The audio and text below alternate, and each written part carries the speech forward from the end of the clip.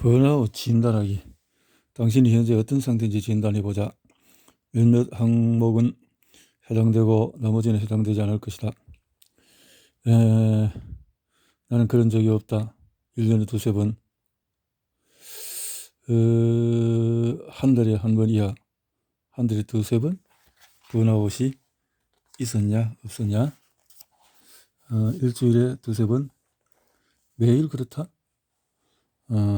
이렇게 부모의 번아웃 진단지인데 점수를 합산해보자 한 건데, 뭐 많으면 당연히 30점 이하 번아웃 해당이 없고, 뭐 사람은 그럴 수 있다는 거죠. 40에서 60점은 중간 수준의 번아웃 위험성이 있다 라는 거고,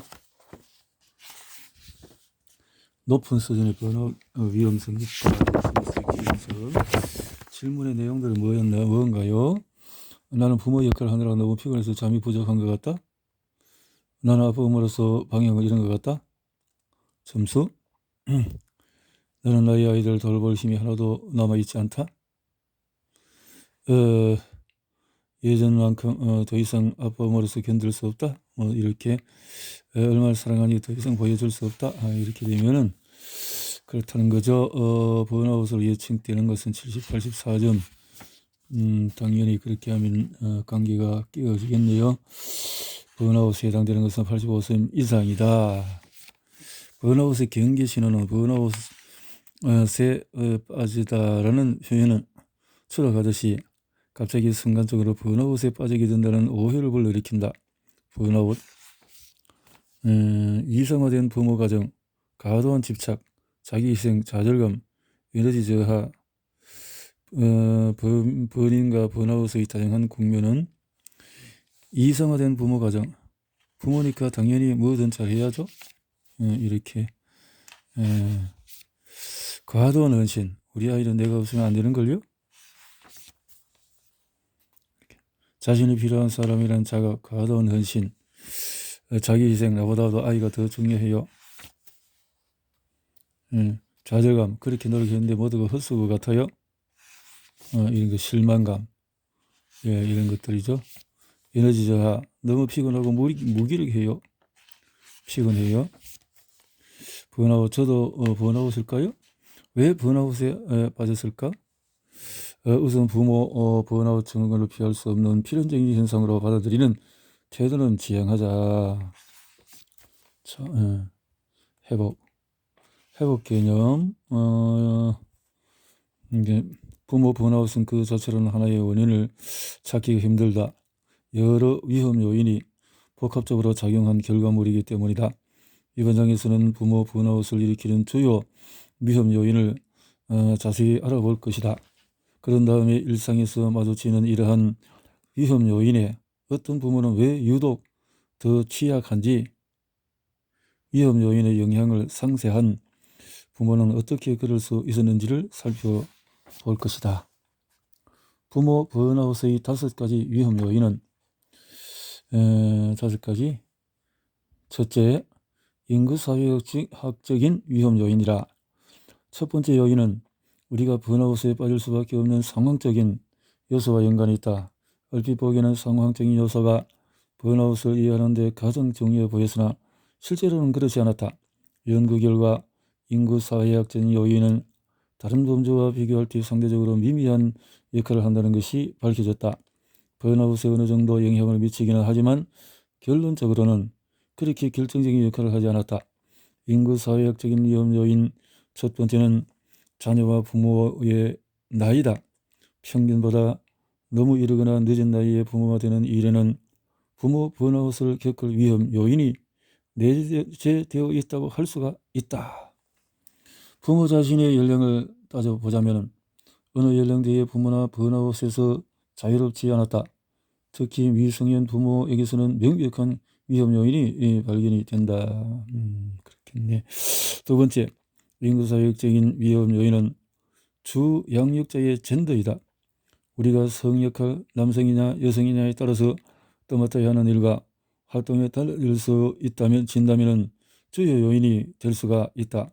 부모 역할에서 많은 경우 엄마가 아빠에 비해서 더 다양하고 많은 일과 활동을 담당한다. 시대가 변해서 수많은 아버지들이 자녀 교육에서 적극적으로 참여하고 있음에도 여전히 육아의 일선에 있는 것은 엄마들이다. 자, 운전기사 엄마, 선생님 엄마, 일정표 엄마 등 전방위적인 활동을 한다. 직장에서는 열정적인 여성 역할을, 퇴근 후에는 사려 깊은 배우자이자 둘도 없는 친구 역할을 한다. 그러고 나면 자신을 위한 아주 잠깐의 시간이라도 만들어야 한다. 외모를 가꾸는 일도 소홀히 할 수가 없다. 사회는 출산 후에도 여성으로서 아름다움을 가꾸라고 요구한다. 이런 상황에서 엄마는 아빠에 비해서 부모 번아웃 위험도가 상당히 높아진다. 인구 사회학적인 요인 세 번째는 형제자매의 수다. 관리해야 할 아이들이 많아질수록 부모가 번아웃을 경험할 위험도 높아진다. 쌍둥이 출산 역시 번아웃에 빠지기 쉬운 요인이다. 네 번째, 인구 사회학적인 위험 요인은 교육수준, 즉 부모의 학력수준이다. 교육수준은 성공적으로 학업을 이행한 연차에 따라서 달라진다. 통념상 학교 교육을 제대로 받지 못한 부모일수록 번아웃에 취약하다고 생각할 것이다. 물론 학력이 상당히 떨어지는 경우 번아웃에 빠질 위험은 있다. 인간은 자신을 둘러싼 환경을 이해하는 방식에 따라 자기 역할을 할 수 있기 때문이다. 연구 결과 부모의 높은 학력 수준은 매우 중요한 위험 요인으로 드러났다. 박사학위를 가진 부모는 석사학위를 가진 부모에 비해 훨씬 번아웃 위험도가 높았으며 석사학위 보유자 역시 학사학위 보유자에 비해서 번아웃 위험이 높았다. 부모의 교육 수준이 번아웃에 영향을 주는 원인은 다양하지만 교육 수준이 높은 부모일수록 교육에 지대한 중요성을 부여하며 그로 인한 압박감에 과도하게 시달리는다는 점이 주요 원인으로 보인다. 다섯 번째, 인구 사회학적인 위험 요인은 부모의 직업이다. 불안정한 일자리를 가졌거나 장기 실업 상태에 있는 부모, 일자리를 잃은 부모는 사회 연결망에 고립되기 쉽다. 실제로 부모는 일을 하며 다른 이들과 친분을 쌓고 비슷한 현실을 살아가는 다른 사람들과 도움을 주고받는다. 예를 들어서 옷가게에 일한다면 그것에서 만난 동료들과 상품 판매 전략이나 수익성 문제, 트렌드 등을 함께 고민하게 된다. 일하는 동안에 우리는 가정의 골칫거리에서 벗어나 다른 화제에 대해서 이야기하고 다른 사람들이 살아가는 이야기를 간접 경험하게 된다. 그 순간만큼은 자기 아들의 성적이 심각하다는 것을 잠시 잊어버리고 아이의 진로 문제를 내려놓고 다른 동료들과 대화를 나눌 수 있다. 그럼으로써 아이의 상황을 한 발 물러나 생각할 수 있게 된다. 가정생활 외에 다른 삶이 없을 경우 부모는 흔하게 일어날 수 있는 사건, 사고를 과정하여 받아들일 뿐만 아니라 인간관계가 주는 본질적인 유대와 지원이 끊어진 고립 상태에 놓인다. 이 일은 사회적인 지원을 제공하고 충족감을 선사한다. 우리는 일을 함으로써 도전 정신을 맛보고 업무상 성취를 만끽하고 직장에서 동료들과 함께 노력한 일에 자긍심을 느끼기도 한다. 보통은 재정적인 문제가 없으면 부모 역할이 더 쉬울 거라고 생각할 것이다. 경제적인 상황이 풍족하면 아이를 먹이고 입히고 돌보는 기본적인 욕구에 관한 일상적인 스트레스에서 자유롭기 때문이다.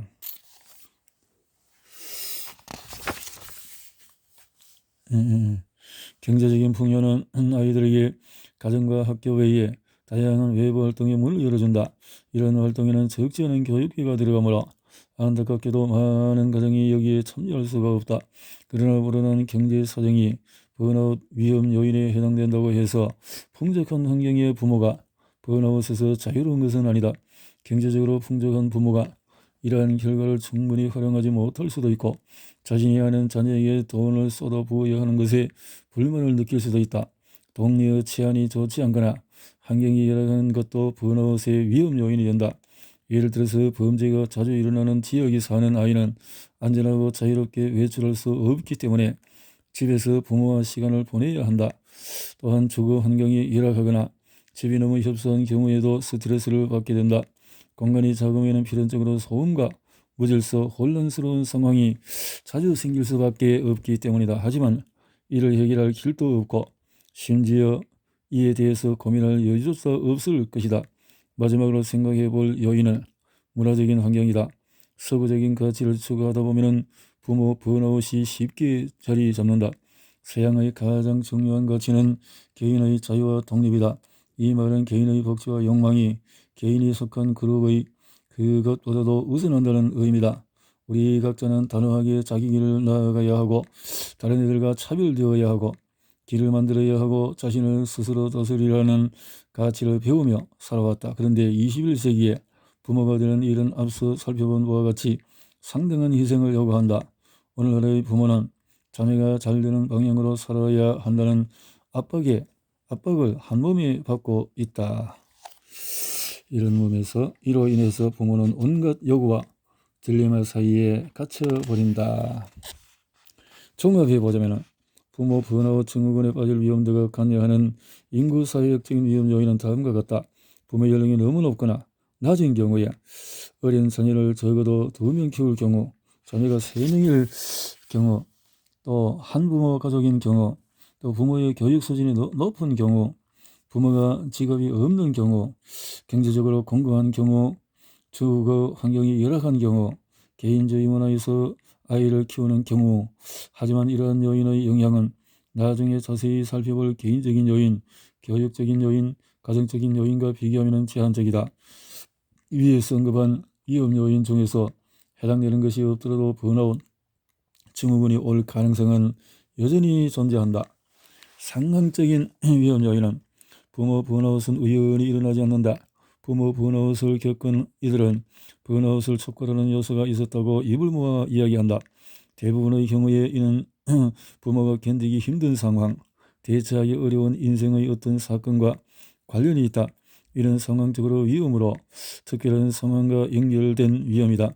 상황적인 위험의 영향은 개인적인 요인이나 교육적, 가정적 요인에 비해서 상대적으로 강하지는 않지만 주의 깊게 살펴볼 필요는 있다. 부모나 자녀, 가까운 사람이 질병에 걸리거나 사망하는 등 인생에서 큰 사건, 사고를 겪는 경우가 있다. 이렇게 특수한 상황은 부모의 행복, 더 나아가서 가정의 평화를 깨뜨린다. 사건이 정상범죄에서 벗어날수록 그 사건으로 인한 외상적인 경험도 더욱 커진다. 조부모가 돌아가신 슬픔을 극복하는 것은 정상범위에 속한다. 반면에 부모가 자녀의 죽음을 경험하거나 아이가 질병에 걸리는 일, 아이의 부모가 병에 걸리거나 사망하는 것은 난데없이 발생한 강렬한 사건이다. 사건의 비정상적인 특징은 트라우마의 영향을 강화한다. 이는 심리학적인 관점에서 뿐만 아니라 신체적인 관점에서도 면역력을 떨어뜨려 부모를 멀어지게 한다. 질병에 걸리거나 쇠약해질 위험이 커지게 되어진다. 부모 번아웃이라는 사건을 겪는 것 역시 마찬가지다. 그 밖에 상황 요인은 아이와 관련된 것이다. 더 나아가서 아이를 임신한 순간부터 모든 위험에 노출이 된다. 조선도 번아웃은 장애아동, 발달장애아동, 행동장애아동, 만성질환이나 심각한 질환을 앓는 아이를 양육하는 부모에게서 두드러지게 나타난다. 자기 아이가 자폐증이나 지적장애 판정을 받거나 암이나 당뇨병에 걸렸다는 진단을 들었을 때 부모가 느낄 슬픔을 상상해보라. 이런 상황은 아이와의 관계에 크게 영향을 미친다. 남과 다른 아이 또는 아픈 아이를 키우는 부모는 매 순간 아이에게 집중해야 한다. 한순간도 쉬지 못하고 아이의 미래에 대해서 늘 불안하게 자문한다. 죄책감과 심적인 탈진과 분노, 아이에 대한 과도한 헌신이 한데에 뒤섞여서 언제 폭발해도 이상하지가 않다. 이는 아무리 훌륭한 부모라도 번아웃으로 몰고 간다. 발달장애, 신체장애 혹은 질병의 부모와 아이의 관계에 영향을 미치는 요소가 또 있다. 아이의 기질 역시 가족이 화목해질지 아니면 위태로운 탈진을 경험할지 등 가정의 분위기에 영향을 꽤 미친다. 살면서 한 번 정도는 까다로운 아기, 쉬지 않고 울어대는 아기를 본 적이 있을 것이다. 아이가 그런 면이 있다 해서 부모의 한결같은 애정이 사라지지는 않는다. 하지만 밤에 전혀 잠을 자지 못하고 낮에 잠시도 아이에게서 눈을 떼지 못하는 상황, 아이 때문에 평소 습관이 완전히 무너지고 세상으로부터 고립되어 집에 틀어박혀 하는 상황을 견디지 못하는 부모들도 있다. 주변에도 그런 아이를 둔 부모가 있을 것이다. 부모 말을 전혀 듣지 않고 인내심을 시험하며 부모의 성질을 더두고 합리적으로 좋게 해결하려는 부모를 극한까지 밀어붙이는 아이 말이다. 아이의 성격에 따라서 부모는 매일같이 지쳐 나가 떨어지거나 수월하게 아이를 키우거나 둘 중에 하나가 된다. 그러므로 번아웃에 빠질 위험을 키우는 요인 중에 아이로 인해서 위험 요인이 존재한다는 것을 강조할 수밖에 없다. 임신한 순간부터 조산 위험을 겪는 순간까지 신체장애 및 발달상의 문제, 행동장애나 질병 문제 등을 일일이 따져보면 아이는 우리가 꿈꾸던 가족을 이루는 이성적인 이미지와는 동떨어진 존재로 보인다. 결론적으로 부모 번아웃의 가장 중요한 상황적인 위험은 아이와 관련된 어려움, 그리고 부모의 인생에서 갑작스레 일어나 트라우마가 된 사건이다. 우리는 연구를 통해서 아픈 아이 장애와 정서장애나 행동장애, 학습장애를 겪는 아이를 키우는 부모의 경우 아이의 장애와 질병이 일상생활을 짓누르는 강도에 비례하여 부모 번아웃이 발생한다는 점을 알 수가 있었다. 아이가 특정 학습장애로 독서나 계산의 어려움을 겪더라도 아이의 숙제를 도와주는 사람이 있고, 부모는 아이가 학교와 일상생활에 잘 적응하게끔 응원해주는 역할만 하는 경우에 부모 번아웃의 위험은 증가하지 않았다. 반면에 부모가 매일같이 몇 시간씩 아이의 숙제를 같이 해주고 아이의 진로를 고민하느라고 걱정이 심한 경우에는 부모 번아웃이 올 위험이 눈에 띄게 증가했다. 개인적인 위험 요인은 영향이 큰 위험 요인 첫 번째는 번아웃에 취약한 개인의 성격이다. 우리 연구에 따르면 이 범주 내의 가장 중요한 요인이자 교육적인 요인, 가정적인 요인과 더불어 가장 중요한 첫 번째 요인은 부모의 정서적인 유능성이다. 감정을 알아차리고 이해하고 표현하고 경청하고 자신과 타인의 감정을 제어하는 능력 말이다. 부모 역할이란 소소한 일상적인 기쁨부터 드물게 찾아오는 강렬한 감정까지 광범위하고 다채로운 감정을 관리하는 경험의 총합이다. 부모 자신이 감정과 어떤 관계를 맺고 있으며 이를 어떻게 다루는가 하는 점은 부모 역할을 감당할 때 특히나 중요하다. 역할을 몹시 필요하게 받아들이는 위험. 또 하나의 중요 요인은 부모가 과거에 자신의 부모와 어떤 관계를 맺었는가 하는 것이다. 나는 부모와 따뜻함과 애정이 깃든 관계였는가? 아니면 긴장되고 힘든 관계였는가? 자녀와 긍정적인 소통을 주고받는 능력은 어린 시절의 경험에 어느 정도 좌우된다. 구체적으로 말하자면 우리가 아버지, 어머니와 맺은 관계와 소통 방식을 통해서 이를 습득하는 것이다. 부모, 아이 간에 형성된 초기 관계는 현재의 관계에 필연적인 흔적을 남겨 더욱 신뢰감 있는 관계를 형성하기도 하고 그 반대가 되기도 한다. 우리는 부모의 시선으로 형성되었다고 해도 과언이 아니다. 자신을 바라보는 부모의 눈을 통해 우리는 스스로를 자연스럽게 느낄 이유를 찾는다. 부모와 잘 맞고 관계가 좋으면 나를 사랑하는 부모의 눈을 통해 스스로를 가치 있는 존재라고 생각하고 자신이 부모의 관심을 받을 만한 자격이 있다는 것을 받아들인다. 반면에 부모와의 관계가 위기의 연속이면 어쩔 수 없이 자신에 대해서 부정적인 이미지를 갖게 된다. 스스로 타인의 사랑을 받을 자격이 없다고 생각하고 자신을 보호하기 위해서 타인과 관계 맺는 것을 피한다. 자신은 사랑받을 수 있으려는 불안에 시달리고 친밀한 관계를 회피하는 부모는 자신의 자녀를 대할 때 어려움을 겪는다. 세 번째 요인은 부모의 완벽주의. 더 상세히 말하자면 부모 자신이 실수를 할까봐 두려워하는 것이다. 완벽주의 성향의 소유자는 자기 기준이 높아서 스스로에게 달성 불가능한 목표를 부과하기도 한다. 이들이 자기 아이를 위해서 기울이는 노력은 끝이 보이지 않는다. 아이가 제대로 발달할 수 있도록 재능을 이끌어주기 위해 쉬지 않고 노력한다.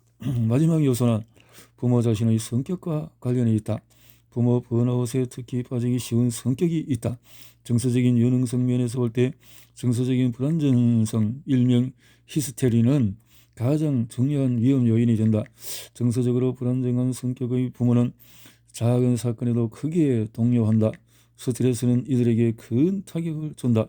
결론적으로 부모 번아웃을 유발하는 개인적인 위험 요인 중에서 가장 조명해야 하는 것은 낮은 수준의 정서적인 유능성, 과거 부모와 맺은 불안정한 애착관계, 부모의 완벽주의, 예민한 성격 이런 것이다. 라는 거죠.